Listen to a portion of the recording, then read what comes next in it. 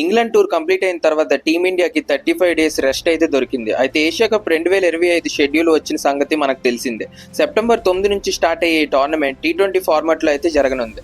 Total 8 teams Asia కప్లో participate చేయగా Dubai ఇంకా అబుదాబిలో 19 మ్యాచెస్ అయితే షెడ్యూల్ అయ్యాయి. సెప్టెంబర్ 10న ఫస్ట్ మ్యాచ్ ఇండియా వర్సెస్ యూఏఈకి అయితే షెడ్యూల్ చేశారు. సెప్టెంబర్ 14న మన ఫేవరెట్ అపోనెంట్ పాకిస్తాన్తో అయితే షెడ్యూల్ అయింది. సెప్టెంబర్ 28కి ఫైనల్ అయితే షెడ్యూల్ అయింది. అయితే ఈ 35 డేస్లో ఇండియన్ ప్లేయర్స్ ఇంగ్లాండ్లో ఎంజాయ్ చేస్తున్నారు. కానీ సెలెక్టర్స్ ఫోకస్ మాత్రం ఏషియా కప్ టీమ్ సెలక్షన్ మీద గట్టిగానే ఉంది.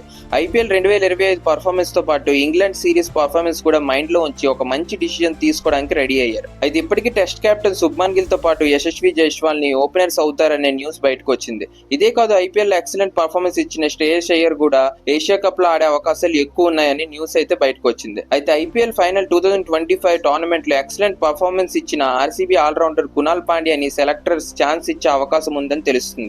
ఎందుకంటే బౌలింగ్ తో పాటు బ్యాటింగ్ సైడ్ నుంచి కూడా కునాల్ పాండ్యా కన్సిస్టెంట్ గా పర్ఫామ్ చేయగలడనే వార్తలు బయటకు వచ్చాయి. అయితే head coach Gautam Gambhir Asia Cup లో బ్యాటింగ్ సైడ్ నుంచి ఎక్కువ ఫోకస్ ఉంటుందని న్యూస్ అయితే బయటికి రావడం జరిగింది. అయితే IPL 2025 లో కునాల్ పాండ్యా 8.24 ఎకనామీతో 17 వికెట్స్ తీసి క్రూషియల్ టైంలో 73 రన్స్ చేసి RCBని టైటిల్ గెలవడంలో మంచి రోల్ అయితే ప్లే చేశాడు. అందుకే సెలెక్టర్స్ ఫోకస్ కునాల్ పాండ్యా మీద కూడా ఉంటుందని న్యూస్ అయితే బయటకు వచ్చింది. అయితే కునాల్ పాండ్యా ఏషియా కప్ ఆడడం కరెక్టా కాదా, లేదా వేరే ప్లేయర్ కి ఛాన్స్ ఇస్తే బెస్టా అనేది కామెంట్స్ లో చెప్పండి. నెక్స్ట్ అప్డేట్ కోసం సబ్స్క్రైబ్ అయితే చేసుకోండి ఫ్రెండ్స్.